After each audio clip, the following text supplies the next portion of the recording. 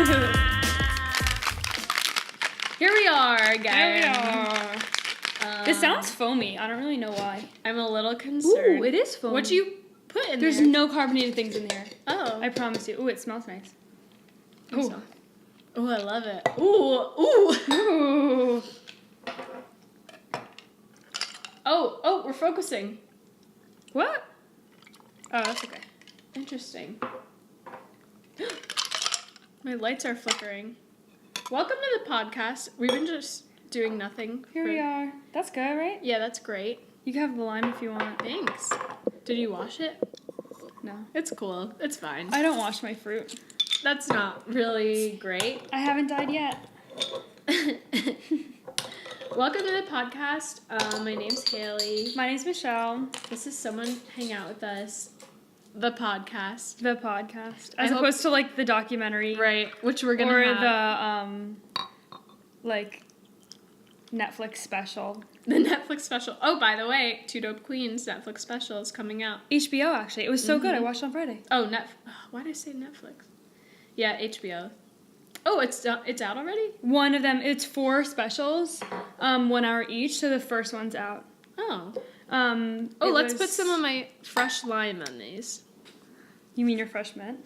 Oh my god, I'm fucking tired. That's been a long week. Oh, that's pretty, actually. Look at that. Beautiful. Cheers. Cheers. All the booze is at the bottom. It's No, cool. that's actually really good. Yeah. That's really good. That's amazing. Okay, like, but we didn't really that. mix it. But that probably mixed it, right? I don't know. Oh, well. Should I get it? Oh, I can't get it on the library book. Oh, hold on, I'm gonna get. Yes. I'm not even gonna. I took this book out from the Hillsborough Public Library. Cutting this out. It's fine. It's just our studio. They happen to have spoons here. I like when podcasts have this, like, getting ready in the beginning, because sometimes I'm not ready, but I turn it on. Oh, and then you have your time to, Yeah. like, start it and, like, still be, like, Exactly. you know, getting your clothes together for the day or whatever. So we're really revolutionizing. Ooh, that's good. Yeah. That's really good. The industry. Whoa, everyone.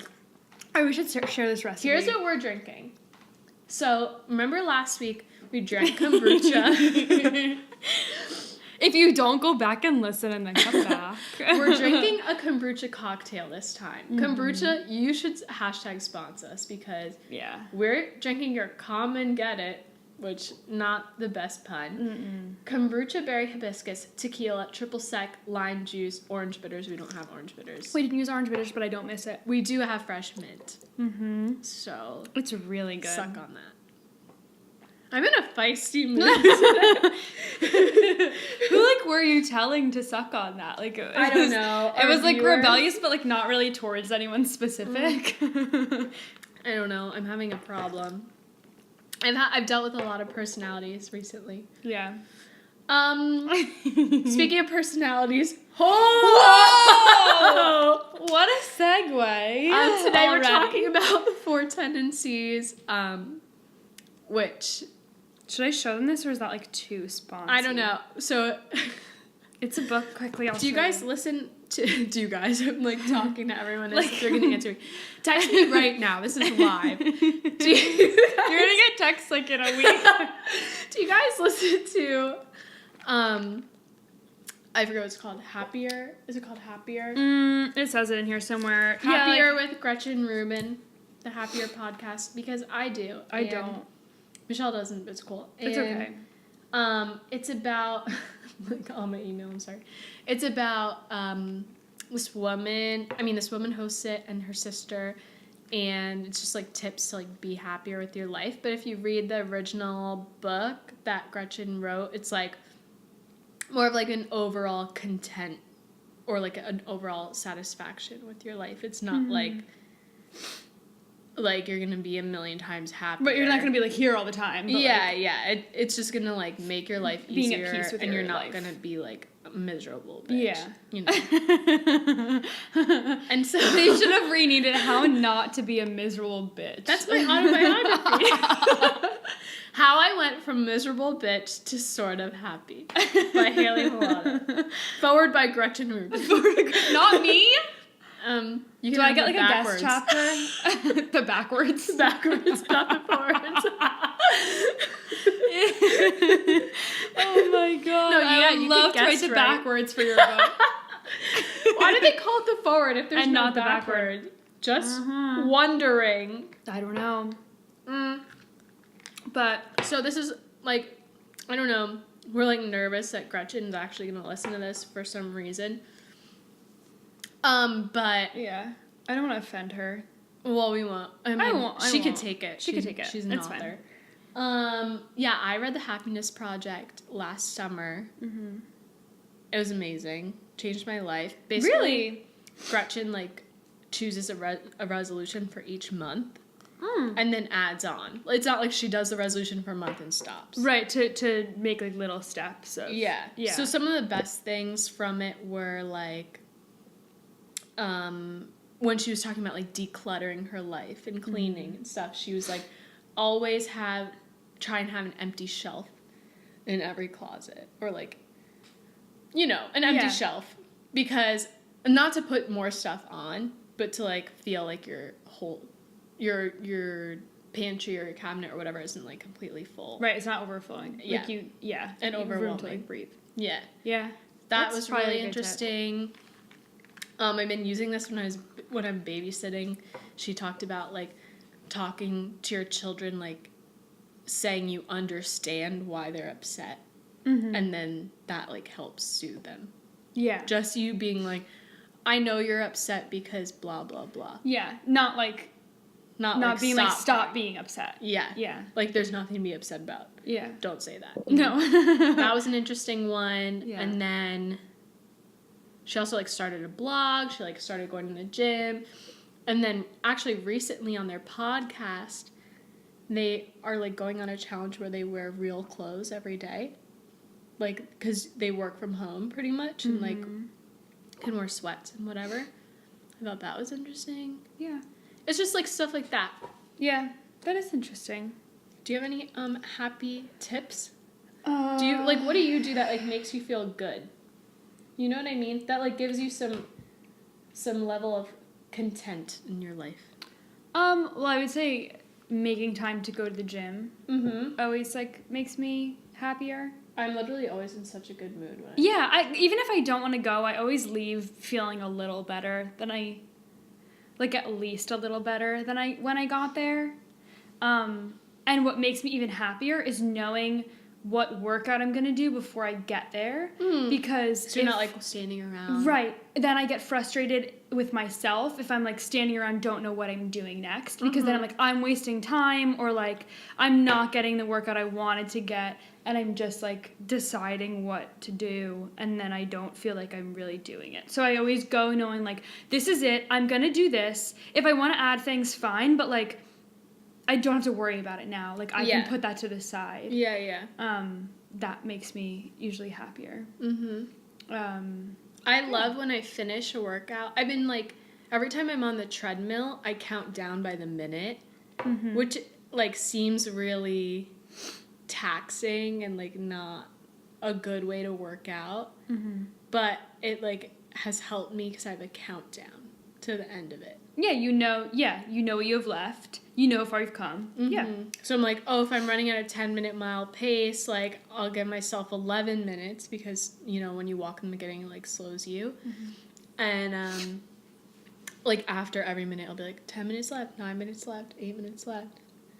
But that's like, is honestly a lot when you do it all at once. Like today I ran 3.3 to be like, miles. I'm doing this chunk of things. I don't have any, like, there's no steps. I split my run today in 3. So, like, after every mile, I, like, drank water and walked for a minute. Yeah. Yeah, to have, like, something to break it up. That makes sense. Like, and that's Especially why when you're on interval the train's so treadmill. easy. Yeah. No, it's true. It's because it just feels like, okay, this is never ending. Like, I'll be here forever. But I find that, like, with life, too, it's easiest to have a countdown. Like, some of my friends and I talk about it a lot. Like, if you're in a situation that you don't want to be in, that upsets you, or like you don't know, I don't know, you just, I like, for instance, like the program I'm in now is like rigorous, but I know like, oh, after a year, like that's it only lasts a year. Yeah. So I'm going to count down the year. Yeah, and every day you're further and Exactly. closer, and yeah. Mm-hmm. It doesn't ever become more. It's always... Right, it won't be more. Yeah. Mm-hmm. No, that's true. That's a good one. It could be drastically less, but, like, it won't be more. Yeah. There was something I was reading a book over the summer that, and so I was still in Boston over the summer, and I was like, I don't know, I was doing a lot more by myself, and like, just kind of trying to figure out like where I wanted to go at the end of the summer, and like what I wanted to do and everything. And I was reading something that was like, think of the little things that do make you happy, and then actually think about like in the grand scheme of things why you don't do them. Oh. And one of the things was like, an example in the book was like, I really love raspberries, and when I go grocery shopping, I don't ever buy them for myself because they're expensive. But really, they're like $3-something and you love a thing, and you love them. And like, well, you might go out and spend $10 on a movie ticket or $20 to like go out for drinks. To spend $3 on a thing of raspberries, which will make you happy even if you eat them on the way home. Why don't you just give that to yourself? So I would start doing things like I would buy flowers when I would go grocery shopping. Oh, and it was like $2.99 at Trader Joe's for a little thing of flowers in the summer. And it was like, that doesn't make a big difference in my grocery bill, but like it makes a big difference around my apartment. You know what I mean? It's like little things. That's a great idea. Like that, or like little treats that you buy yourself, even if it is like an expensive fruit. Or like, an expense, like buy butternut squash for yourself instead of like frozen vegetables. Right, you know what I mean? Right. And obviously like everything in moderation. Oh yeah, like you can't, I mean, there's a reason they're expensive and you don't buy them all the time, but you probably could swing it more than you let yourself, because if you think of it as like a fun thing to do, or like a part of your entertainment budget, like then it's fine. It's small. Yeah. A drink is $12. Right. Like you could not buy that and instead get yourself flowers and be happier. It's just small things. It's so true. It's like when I take a dance class, it's $22. But like, if I haven't danced in a month, I feel so good. Actually, usually I feel terrible. But like the good kind. Yeah, the good kind. That's funny. Yeah, no, it's like, it seems so big, and then it's like, come on. It's true. Yeah. You have to like give in to your desires, honestly. Like your wants. Yeah. Because some of your wants are like actually needs. Yeah, that's true. Like, there's sometimes, like, no good reason why you, like, set rules for yourself. Yeah. And then no one's there to tell you, like, that's a stupid rule. Yeah. So you just let it be a rule, and then you just follow it, and you're like, but I'm sad about that rule. Yeah. But no one's forced, like, no one made that rule up but you. But that's actually something she talks about in this book. Oh, really? Yes. I haven't read the book, making but up Michelle rules. has. I've read most of it. So this is her second book. And it's called The Four Tendencies. I've read most of it. So I've gotten through all 4 tendencies. I'm on the very end of the 4th. But I've kind of gotten the gist of what each one is. What's the 4th one? Rebel. Okay. So in this book, she's basically saying that every person, pretty much, can be categorized into one of these 4 tendencies, and you lean usually towards another one. There's, like, a whole diagram about it. So you become sort of, like, the way you're, like, a Sagittarius, and let's say you're, like, Leo rising. It's like that, where you're one tendency, and you lean towards another one. So you're, like, slightly that other tendency. But basically, it's all about... You can't categorize people into 4 categories based on everything, but based on how they handle expectations is how she categorizes people. So both expectations of yourself, like inner expectations, and outer expectations. So what others or outside forces or whatever expect of you, and how you come up against those, and how you deal with them, and what you bend to and what you resist. It's really interesting. Because my fan's gonna go off. Okay. This is for real. Okay, we're here. My fan is so annoying. I'm so sorry. Wow, what a tragedy. What were we talking about? Okay, we're talking about this book. Should we like? So, did you ever take the test? I'm so mint right now. So I read the test and like sort of thought about my answers, but never added them up to see what my actual thing is, but I think I know what it is, and what I told you it was last week is not what it is. Oh, amazing, because I don't even remember. Oh, okay. Here's what I think we should do is you should take the test. I took it yesterday. Oh, you did? Yeah, so I got Obliger. Okay. So why don't you take it, and then we'll see what you got, and then we'll explain all of them. Okay. So let's, read it. Okay. So the 4 tendencies are upholder, obliger, questioner, and rebel. So those are the 4 of them. So as we, read these questions, think about how you would answer. Honestly, just the only way to know what you are is to take the quiz. Reading the book actually helped me more than the quiz did, because the quiz can be a little, there's not that many questions, so I think there should be probably double the questions, because you could get one of really each, and then get one of each again, and then you're like, wait, what am I? So I think actually reading the chapters definitely pointed me more in the direction of what I was, just because I work better with examples than I do with questions. So okay, the first question. So at home, this is gonna be hard for you. They can still answer these questions, though. But honestly, go online right now and type in the 4 Tendencies quiz, Gretchen Rubin. Yeah. Have you kept a New Year's resolution where you weren't accountable to anyone? A resolution like drinking more water or keeping a journal? No, I hate to bind myself in any way. I've had trouble with that kind of resolution, so I'm not inclined to make one, whether at the New Year or at any time. When I'm only helping myself, I often struggle. Sure, I'm good at keeping New Year's resolutions, even ones that no one knows about but me. Or sure, I'm good at keeping resolutions, but I make them whenever the time seems right. I wouldn't wait for the new year. January 1st is an arbitrary date. I would say the last one. Okay. Because I'm not big on, milestones. Right. Okay. Number 2. Which statement best describes your view about your commitments to yourself? 1. I take my commitments to myself as seriously as my commitments to other people. If someone else is holding me accountable for my commitments, I'll meet them, but if no one knows except me, I struggle. I make a commitment to myself only if I'm convinced that it really makes good sense to do it, or I bind myself as little as possible. Sounds kind of hard. I make a commitment to myself only if I'm convinced that it really makes good sense to do it. I wouldn't say that I struggle if no one holds me to my commitments.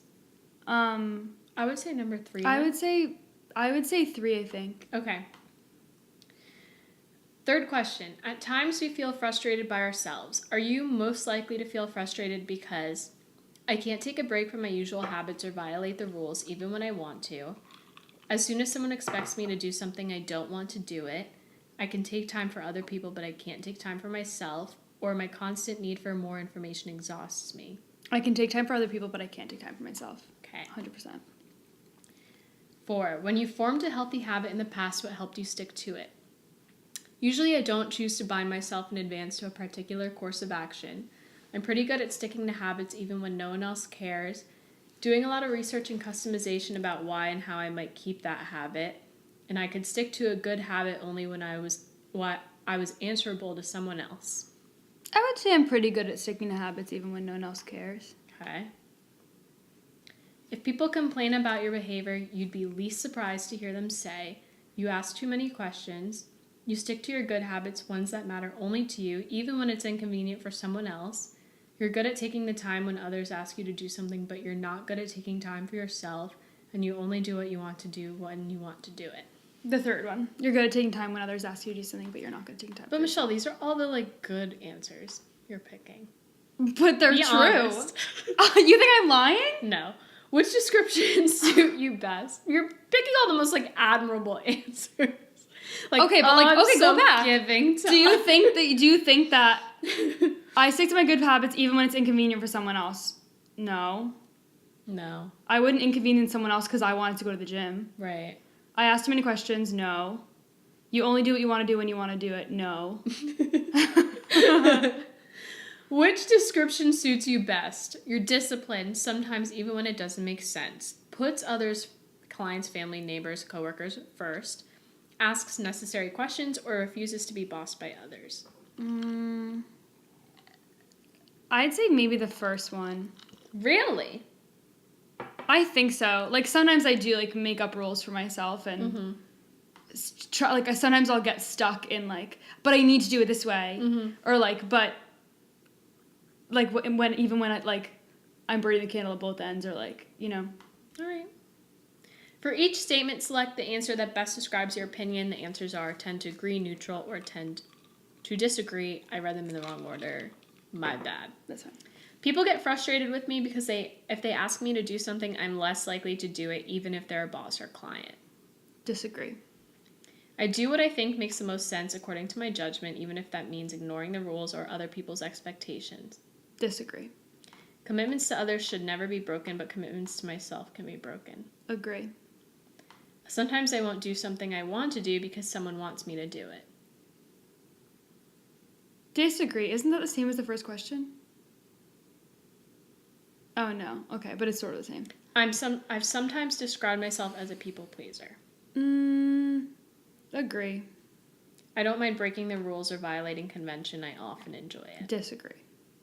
I think you're an upholder. Number 7, I've struggled with addiction. Disagree. When I'm trying to resist a strong temptation, it's easier for me to avoid that temptation altogether rather than to indulge in moderation.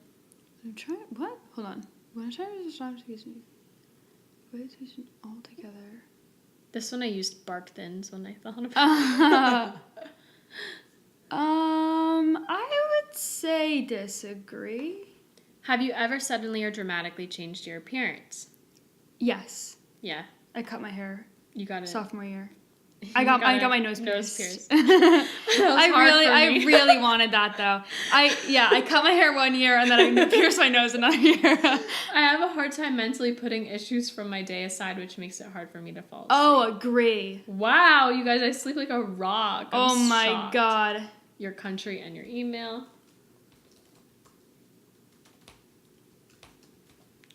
Okay. Now I'm gonna get emails. Yeah, it's fine. Just one. You get a report.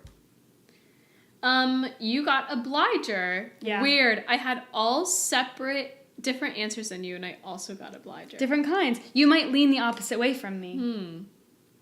But this one doesn't have your leaning. So obliger. This is what it says about obliger. Obligers respond readily to outer expectations but struggle to meet inner expectations. In other words, they work hard not to let other people down, but they often let themselves down. Obligers may find it difficult to form a habit because often we undertake habits for our own benefit, and obligers do things more easily for others than for themselves. For obligers, the key to forming habits is to create external accountability. So true. So true. So in what way do you think you're an obliger? Because for me, it's like, if I have somewhere to be, I want to get there early. If the thing is like just for myself, I don't care. You know what I mean? Like I'll wait down to the wire. I'll shower like 5 minutes before I have to be there. Or like I'll always get there on time, but like I really care less. For me, it's I can't say no. Like I can't. I'm always afraid of letting people down, and I'll take on a lot if other people want me to, and then I'll put aside anything I want to do or anything that like is important to me, because it's like, well, those things obviously come first because I can take care of myself later, but then it ends up like that's so interesting. I think I'm like, because I'm kind of the opposite. I'm all about like me first, because it's like I'm like I have to live with myself every day. Yeah. I don't necessarily have to. Do you think you're maybe an upholder that leans to obliger?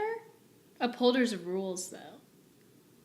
No, not... Well, upholder is, like, when, like, the way I expect myself to do something, I will do it that way, and, like, I don't let things get in the way of that. I just manage everything. Like, I can just manage it all.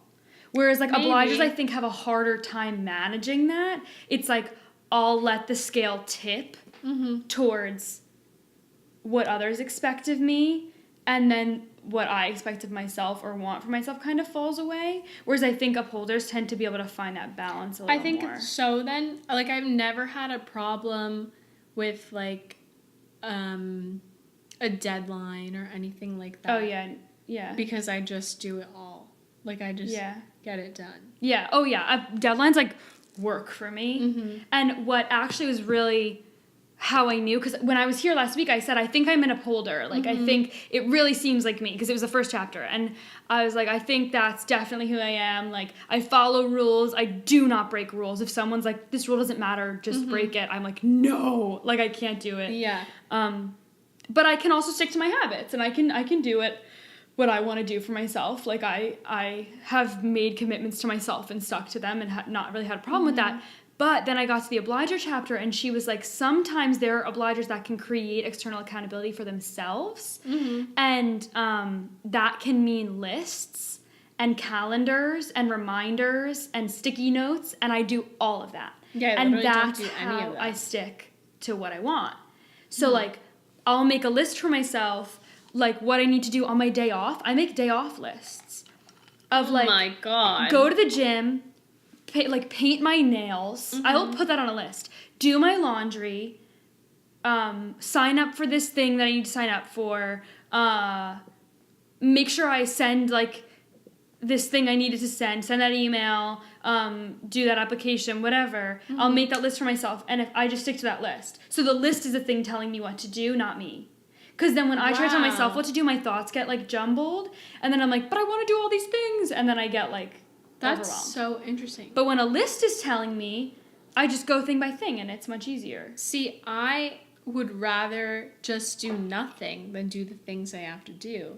The things that I don't want to do. Like, I'll put off my laundry. I don't care. You know, like, unless it's really important to me, like prepping meals for the week. I have to eat. And I don't want to eat out every day. And I don't want to like, eat crap. So, unless it's like actually has a lot of importance to me, then I don't want to do it. And I usually put it off. Yeah. I don't know. So can you just like briefly explain, since you read the book, all four? Yeah. The tendencies? Do you want me to go one at a, we'll just go one at a time? Yeah. Okay, so Upholder. We'll start with Upholder. It's the first one.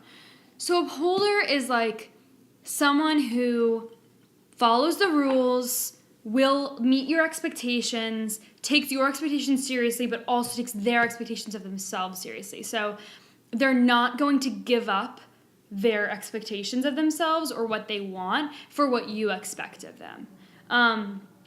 And like, how else do I describe that? I guess, so the author of this book herself is an upholder, and she describes herself as being able to like want to make a change in her life, and she makes that change. For some people it's like, but I can't do that. Like, how do you manage that? How do you make that change? How do you like inspire yourself? And for her, it's like, I have an expectation and then I follow it.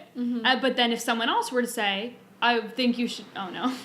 My fan's going off again. Just finish your thought and then we'll stop. If someone else were to say that as well, she could also find a way to manage that into her life. But upholders can generally manage those without getting burnt out, because they know what they need and they can balance what they need, and they know when what you need from them is too much.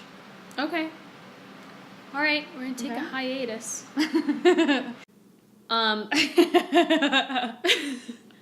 Me and Michelle just had like a great 20 minutes. It was like break. a long time. You know how you feel after you've been like in a loud bar? Yeah. And your ears are like... That's how I feel. That's how I feel right now from that film. I cannot tell you how angry I am with the management company of this building, because A, they're unresponsive, and B, they put in this thermostat that doesn't work, like that I can't control. I don't understand. I'm just confused. My ears are like ringing. Like, and I'm like drunk now. I don't know.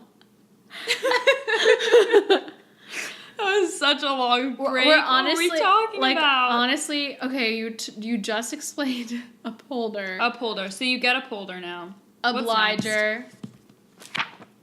Obliger. Yeah, we sort of get that. We described it. You put other people's expectations first. So it will always override your expectations of yourself. And sometimes obligers burn themselves out because they put too much into trying to like please other people or do what other people want, that then they can't handle it anymore. And then you get obliger rebellion, which is when they're like, no more, and then they stop doing things for people in like a weird or random or like unexpected ways, or even like silent ways. Oh, so I might be upholder because I hate doing it and, like, don't want to do it, but I just manage it. Mm-hmm. And I prioritize. Yeah. So I was thinking, like, oh, maybe I'm part rebel because I hate doing stuff. You know? Could be. But you can't really be an upholder rebel because they're on opposite. Oh. So it's like a circle. Yeah. So if you're Venn diagram. upholder, you can lean obliger or questioner. Mm-hmm. And if you're obliger, you can lean upholder or rebel. And then rebel can lean obliger, questioner. Questioner can lean rebel, upholder. Okay. But yeah, what was I saying? Obliger. Yeah, so the other people's expectations will always take precedence. They burn themselves out. I had another thing, but I can't remember. That's cool. What's yeah. next? Questioner. Questioner. So questioner will like only answer to inner expectations. So they will question expectations you have of them, like rules, or like if you want them to do something and they think it's unreasonable. But they can bend to those if they make those inner expectations. So like they'll question them, but then if they decide that like, okay, it passes their questioning, it will become an inner expectation and then they will follow it. But they must internalize the expectation before they'll follow it. So it has to go through their questioning. So it has to like pass their tests. But sometimes questioners can get caught in questioning, which the author of this calls analysis paralysis, which is when you just question and question and question too much to the point where you can't make a decision. So sometimes they'll over-research. So like if they think they should make a change in their life, or if like a doctor tells them they should change the way they eat, they'll research and research and research and research, but then it will never come to a point where they make the change because they haven't settled on research that's satisfactory to them yet. So sometimes the questioning will get them caught in that sort of cycle. Is that like when a 2-year-old asks every question, but why, but why, but why? Yeah. Yeah. Sorry, questioners, for comparing you to 2-year-old. But some 2-year-olds are questioners. And that's probably why those kids who will always ask, but why? Or why is this way? Or why is this way? Or why should I follow your rules? Why should I listen to you? That can sometimes mean a questioner. Okay. And then rebel, they will question inner expectations and outer expectations. They don't want to follow anything that anyone tells them to do, even if they have told themselves to do it. Very strange. It's hard to like explain. This I is need the hardest an example of a rebel. Like a person that's a rebel? I think Juliana's a rebel. Oh. So, like, she has gotten into a lot of colleges. And she is, like, has done really well. But she'll do it on her own time. And you can see that when my dad is like, have you, like, done all these things? Have you done all these things? Can you make me a list of the colleges you want to go to? Can you, like, make me a list of visits you want to do? She'll be like, no. She'll put it off. And she'll put it off. But if he had stopped asking her that, she probably would have gotten it done. But because he kept asking, she kept putting it off because she was like, you want me to do it. I don't want to do it now. Even though, like, she wants to go to these colleges, she's motivated about it. But once someone's putting that expectation on her, she rejects the expectation. But I have that a little bit. A little bit. I mean, everyone has a little bit of all these. But it's what your default is. Got it. So I think she's at least part rebel because she has to be. I have a very hard time understanding the way she works, but I think it's that she just doesn't want people to place expectations on her. And sometimes even when you like, as a rebel, if you want to do something yourself, but someone else wants you to do it, you won't do it because someone else wants you to do it. So that's where they can get caught up because it's like, I really want this thing, but because they want me to do it, I don't want it anymore. Even though, like, it really would make them happy, and they're just kind of trapping themselves more. But she actually, one thing that's really interesting in this, about rebels, that they teach you that you're actually more free than you think. Because they're the kind of people who, like, won't answer for 3 weeks, and, like, wear whatever they want, and say whatever they want, and, like, do things their own way, and people work around it. Yeah. And it's like, I can't imagine myself doing those things, but it's true. If you did do things that way, people would work around it, and you like can you get could away see with yourself like accommodating a rebel. Yeah. Yeah. So it's like, do you think a rebel is like another name for difficult personality? oh, it's definitely a difficult personality. I think there's definitely people who like milk it. Yeah. You know, those people who like, of course, just, oh, but I just like can't stick to anything. So like they're so free spirited that it's like, but it can't rely on you in any way, and like you're being a bad friend. Like that exists. But I think there's also people who know how to manage it, but who do like dance to the beat of their own drum and like do what they want. And I think a lot of times, like when we're talking about making up our own rules, we make up rules for ourselves that we have to stick to. But in reality, if we did break those rules, people would find a way to move on. Yeah. And it would be fine. Yeah. So, that was interesting.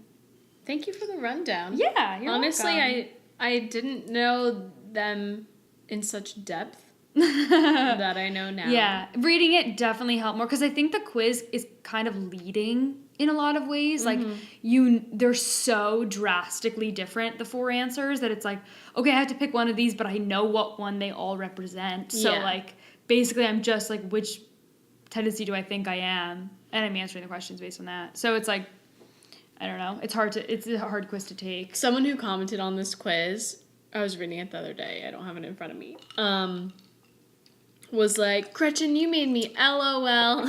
I wasn't sure if I was a questioner, but you wrote, if you're questioning the results of this quiz, you're probably a questioner. Yeah. Yeah. Bo is a questioner, we found out. Oh, yeah. Because he was, right? He was like asking questions about every question. Yeah. And was like, but I don't think this is, and I was like, just take the quiz because I know you are. See, at first I thought Bo was a questioner. I'm sorry for talking about you, Bo. It's, yeah, whatever. Because, I don't know, like to be like cheeky, you know? Yeah. What I mean? Like just to like be engaging. Yeah. In like a personable way. Like to like keep the conversation going or whatever. But I think, yeah, right. He's like a real questioner. Like he really doesn't. Yeah, it's not like to be like funny. Or, yeah. Like, and he can't make decisions sometimes. Like he can't. Like he can, he's capable of it, but he sometimes will put off making decisions because he wants to weigh all his options. So much so that like the decision will take a backseat for a couple weeks while he questions it all. I'm not sure I know any rebels, like personally. I definitely do. Can think of any. To me, it's like the rebels are like the people who will always flake out on plans. Which is like I never do that. Like if I know that I can't commit to something, I will say I'm not sure or I can't, because I would always rather be like I can't and then I can, than like I can and then be like the day of be like no, you know. See, I think I have a little bit of rebel in me because I'm always like, oh well, there's like bigger concerns to worry about than if I cancel plans right now. Usually I try and manipulate the other person into thinking like they're canceling the plan. However, usually it's me. But that's actually the thing that, so she was talking about that rebels will only usually bend to what you want if they think it was their idea. Oh. So if you're good at making people think it was their idea, then you'd know how to like deal with the rebel. Because they don't want to hear your idea. It's just going to make them not want to do anything. So you have to like pose it as questions. You have to give them like all the facts. Yeah. And then you have to be like, let me know what you want to do on your own time. Yeah. So you give them all the information and then you put the ball in their court. Yes. Yeah. And that's then what eventually they come around to it. I do that. Yeah. Seriously. You do? I would never be good at that. I'm just like, give me an answer. Like I don't have the patience usually for it. like with my plans I do that. Really? Like this is so Christine and I were gonna like run a 5K this weekend. We were gonna run one in January, and I was like, I don't know, Christine. Here's what I'm thinking. Let's sign up like a week before. Wait and see what the weather's gonna be like. And then when it came to the day when we were supposed to sign up, I was like, oh, you know, I just think like 35 degrees is too cold to run. Like, what do you think? Mm-hmm. I'm always like, what do you think? Yeah. Because then they, like, can answer, and I'll be like, oh, I understand, but... Like, if they answer in a way that is not favorable to me, I can be like, oh, yeah, I get that, but on the other hand, like, blah, blah, blah, more information. Oh, my God. I can't do... Like, I will ask someone what they think because I don't want to decide for us. Always like, what do you think? That's so funny. I take it out of my hands. I think that's, like, why we're compatible, because I'm usually, like... Yeah. I have a decision made already, even if I'm consulting. Yeah, but then the issue will become that, like, I'll like, let other people make decisions when I should be making a decision. But then it's like, but then I end up doing what other people want when it's not necessarily what I want. Yeah. But because in my mind, it's like, but what they want takes precedence over what I want. Mm-hmm. So it will always go that way. And that can really bite me in the ass sometimes because it's like, I'll get myself into situations that, like, I feel that, like, my mom will always be like, well, why are you doing that? Or, like, that you don't enjoy that. Like, what's wrong with you? Why are you doing that? But it's like, but other people want to do it. It's like, what's the reason for that? Like, if other people want something, why do I have to want it too? Mm-hmm. But it's always, like, what other people want. But then it's like, then I lose what I want, you know? Yeah. I know, because I'm on the other end. I was reading, so this one, it tells you, in each chapter you get, like, it sounds like we're doing a commercial for this freaking book. No, it's just like, but here's what this podcast is. It's like stuff we think is interesting we talk about, and it just happens to be and this all kind of fell together because Haley was like, oh, I read this book about the Happiness Project, and then she does this thing called the Four Tendencies, we should take the test, and I happened to be in the library, like, the next day, and they had nothing, because, like, we live in the suburbs, and our library is horrible, and they, it's horrible. It was the worst. Honestly, I was mad. I was, like, getting mad at the librarians. They had nothing. We have a network of 5 libraries, Michelle. Like, chill. But our library. Whatever. And even at the other ones, there was nothing. I know. It was one book. It was one copy of every recent book that's come out. Every recent nonfiction book that's come out. I wonder why. They didn't even have Hillary Clinton's book. Like, that came out a while ago. Yeah. And they didn't have one copy. It wasn't even out. They didn't have it. I remember I was, like, the 13th hold for Alec Baldwin's book. Yeah. And I was absurd. Like, who's reading this book? Well, I was used to, like, the Boston Public Library. They have everything. And you go in and you get it. Anyway. But so I went and the only book that they had was of any interest was this book. And I was like, oh my God, we just talked about this. Mm-hmm. So, what was I saying? Oh, I was, we're justifying that this is not a commercial. It's not a commercial for this book. We do not at Gretchen Rubin, but, like, be on our podcast. But, like, would be really fun. It would be interesting to have her on.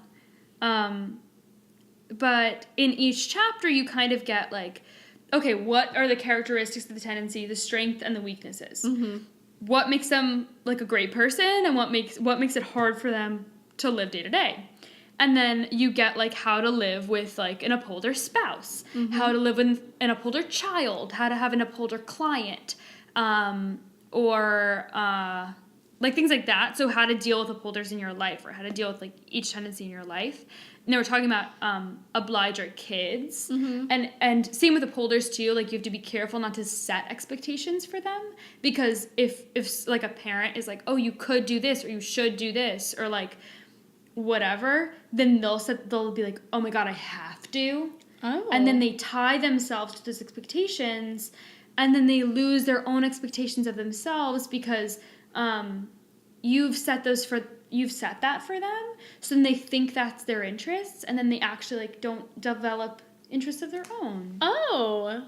So whereas, like, a rebel, like, let's say you're like, okay, you should play soccer, and you're an obliger kid, and you're like, okay, I'll play soccer. You want me to play soccer? I'll play soccer. You're a rebel kid. You want me to play soccer? No, I want to play frisbee. You know? Yeah. So that's what the rebel would do, but the obliger kid's going to stick to that, and then 5 years later, they might be like, I don't like soccer. I think I might like this other thing, but they expect me to play soccer. And then they get torn between those things. Yeah. So, like, that can happen with obligers, too. And then upholders, they can be like, oh, well, I'll meet that expectation because you told me to. And then I'll try and, like, meet another one that I want for myself. Oh, like an additional. Mm-hmm. Okay. Or, like, if they don't want it, if they discover that they don't want it, they might be like, no, but I actually don't want that. I'll do another thing, whereas an obliger might not necessarily do that. They might expect the parent to be like, I'll stop putting that expectation on you. Mm-hmm. But the parent wouldn't know that unless they were to say something. It's funny you're saying this. Like, I'm trying to think, like, as a kid, what did I portray? Like, which of the tendencies did I portray? Mm-hmm. And I honestly think I was an upholder. I think it's easier to tell thinking about yourself as a kid. Yeah. Because it's less, I think things are less complicated and there's less coming at you from all different angles. Mm-hmm. It's kind of like you have your parents, they're external. You have yourself, that's internal. You have school, and that's external. And that's it. Yeah. So you think about like how you negotiated all those things. I think that's kind of like the easiest way to tell. I was so afraid to like break any rule. Oh, yeah. As a kid. Yeah. Me too. So I think I was an upholder, and then when I grew up, I turned into an obliger. Mm-hmm. Because I thought more for myself. You know what I mean? Like, I made more of my own decisions, and usually my decisions to do nothing. But as when I was a kid... Do you think that would make you lean questioner, though? If you started to think more for yourself and, like, question expectations people had for you? No, Or you started to want to meet other people's expectations more? I think it was, like... The outer expectation part I still had because I still followed a set of rules, but they weren't mine. You know what I mean? And then as I, like, developed my personality, like, as I grew up, I kind of, like, just told myself, okay, well, sure, you can do everything you're supposed to do, but, like, also do, like, whatever. You know? Mm-hmm. Yeah. I don't know how to explain it. I don't think I was a questioner because I'm never, like... the only time I ever question something is, like, if it's dumb. And I still do it. Yeah. You know? Yeah. If someone is like, I don't know how to explain. I don't know, at work, you know? Yeah. There's a lot of, like, dumb requests I get. Yeah. It's cool. I'm, like, gonna do it because it's my job. Yeah. What's funny is when, upholders, a lot of the things she was saying, and it's just coming back to me now because it's the first chapter, was, like, upholders will often get frustrated with other people for, like, not getting it done. Mm-hmm. And it'll be like, why didn't you do this before? Or, like, why didn't you take care of this? I'll take care of it anyway. Yeah. And I think that makes a lot of sense. Do you have that? Well, you're an obliger, but... I'm an obliger. I think I might lean upholder, but I'm not sure. But I think I see that in you, too. In, like, they didn't take care of it, so I'll take care of it. Like, but, like, also why? But also why didn't... Yes, that's the thing is, it's not like you feel an obligation to take care of it because you feel an obligation to them. It's like, I can do this. Mm-hmm. You didn't. Why didn't you? But get also better I'll at do it? it. But you're not going to be like, oh, let me show you how to do it. Or, like, like you're not going to sit with them and try and, like, understand why they did that. It's just, like, step aside. You know? Yeah. And I think that makes a lot of sense. It's definitely familiar to me. Like, I do that too. That's so interesting. It was saying, like, if, like, in a group project, like, you're not going to sit around and wait for someone to do it. No, like, I do it all. Yeah. I say I delegate, usually, in a group project. Yes, that's the thing that I lack. I will do it all, but I will not delegate. I delegate because I'm bad. I'm terrible at delegating. I'll be like, okay, I'll take it all on. Mm-hmm. And then I'll be overwhelmed and wonder why other people aren't helping me, but I haven't told them to help me. Do you want to know why I delegate? Why? Because I want to do as little work as possible. Really? Yeah. That's amazing. So, like, I remember this one project, and I ended up doing most of it because it was based off my idea. But that's the only reason why I ended up doing most of it, because I was most knowledgeable. Like, if I'm doing a project and it's like, I'm going to take charge, I'm going to be like, okay, well, you do this, you do this, you do this, and I'll do the easy part, or the creative part, because it comes easily. Yeah. And it might be hard for you, but it's easy for me. Yeah. So I'll choose, like, what I think is the easiest, and it might not be easiest for someone else, but... That's so interesting. I'm really selfish. I think I'm definitely drawn to people who can delegate because I know they won't screw me over. And I'm not drawn to people who are generally, I mean, like, obviously my sister, I love my sister, she's a rebel, but, like, in a workspace setting, I'm not drawn to people who are rebels or questioners because I think they will waste my time. But I can't do the like delegation, telling other people what to do very well. So I always need to like rely on someone else to do that. But I'll happily take on as much as people want me to. I just don't always have the like, and it's something I want to get better at, like have the self agency to be like, no, you do that. I'll do this. That's that. Because I don't trust people. See, it's so funny because with this podcast, oftentimes you're like, oh, I'll do this, I'll do this, I'll do this. And when I speak to you about what we're doing, I'll say, why don't you do this? You know what I mean? Like, I don't say like, oh, I'll take on the majority of the work. I like assign you work before I say what I'm going to do.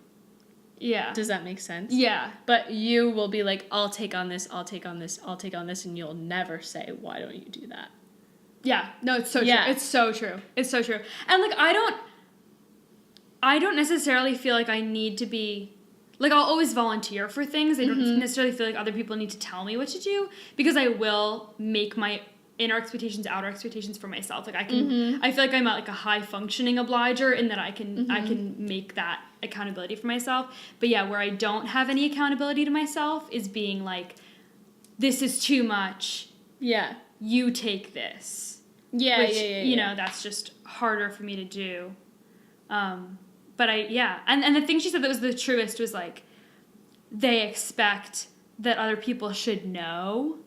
But when there's 4 different personalities, you can't. Yeah, exactly. And that's the thing is, like, I think that was the most helpful part about this whole book was her being like, obligers think people should know the burden they're placing on them. Yeah. But no one's aware of that. Right. Because they're like, well, I can say no. Why can't you? Yeah. So it's like, when I can, I'm like, but why is everyone doing this to me? And to them, it's like, well, if you didn't, why didn't you just say no? Right.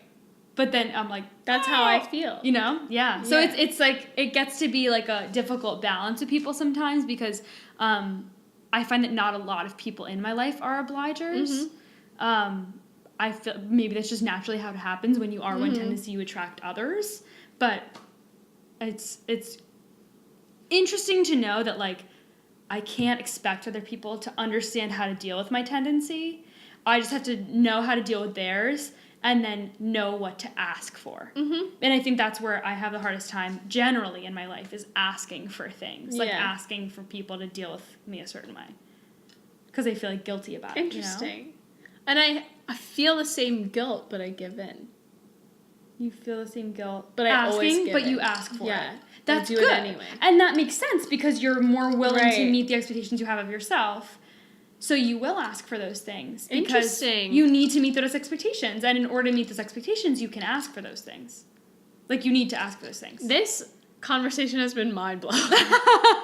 It does make so much sense because we are so similar. Yeah. But there are places where we split off, and it makes sense that these two overlap. Yeah. I think this should be mandatory. We need to invite a questioner and rebel on here so we can get a balance. Seriously. Because we're totally in these two right now. And we don't have any voices. I think that this quiz should be mandatory for everyone in the workplace. Oh my god, yes. Oh my god, yeah. And it was really so eye-opening. Yeah. I think I'm going to give it to everyone at work tomorrow. Like, I'm just going to be like, everyone take this quiz. I'm going to send it. I'm going to send it right now. The thing is, though, like, the thing I haven't wrapped my brain around is truly, like, in a book, okay, this is how I deal with rebels. But, like, in true life. How would you deal with in a rebel? Group setting where we are all working together, especially when, like, money is on the line, how do you deal with those people? I guess you have to do what I do, like, manipulate, or you... or you have to, remember when I was saying about, like, how Gretchen was saying, talk to children, like, I understand that. Oh, yeah. That's probably how you have to talk to a rebel. That's what a lot of this felt like. When she was, like, how to deal with them, a lot of it felt like, so I know this is, like, it was, like, tiptoeing around them, and I was like, I would feel like such a moron being, like, tiptoeing around someone's feelings so that I could get them to do what I want, but I guess, like... You have to if you want, like, an effective communication strategy with someone else. Yeah. Yeah. I don't know. It's true. Anyway, That was interesting. really interesting. Yeah, take this quiz if you like want to tell us what you got, and if you are a questioner or a rebel, I think I want to hear from you the most, because I want to know like how you understand all this and how you see it in your own life and how you want people to deal with you. Yeah. Like how you want people, not in like a weird, I'm not saying how to deal with you, like how to cope with you. I'm saying like how you want people to interact with you, and like how you reach your full potential. How you want to be talked to. Yeah. Yeah. The best way to do that is on our Facebook, Instagram, or YouTube. Yeah, or YouTube. You can leave a review. SoundCloud. Yes, iTunes. You can leave comments, but just make sure you have a unique username. Yeah, that's right. We were going to say that. If you're going to leave us a review on iTunes, you have to have a unique username. So, like, if your name's Leah, put a bunch of shout numbers. out to Leah. Also put, like, Leah, SSS, number X, whatever. Yeah, make it random. You don't ever have to use it again, so just make it random. Yeah. I feel like that's it. Yeah.